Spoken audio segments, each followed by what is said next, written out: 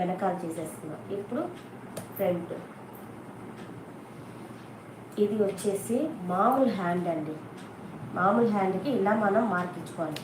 కానీ ఈయనకి బఫ్ ఇచ్చారు, బఫ్ ఉందన్నమాట. చూడండి, ఈ బఫ్కి ఏం చేయాలంటే ఎంత ఎక్కువ బఫ్ కావాలంటే ఎక్కువ, తక్కువ కావాలంటే తక్కువ.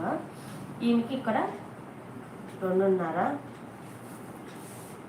ఇది 2, ఇక్కడ 2.5. 2 అయినా పర్వాలేదండి. చేతితో తీసేసుకునేసి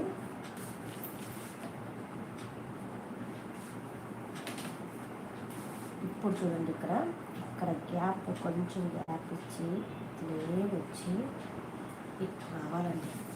ఒక్కసారి చూడండి, ఇట్లా రావాలి. ఈ ముందర భాగం కొంచెం డౌన్ చేసి ఈ ఒక్క రవ్వకి కలిపేయాలి.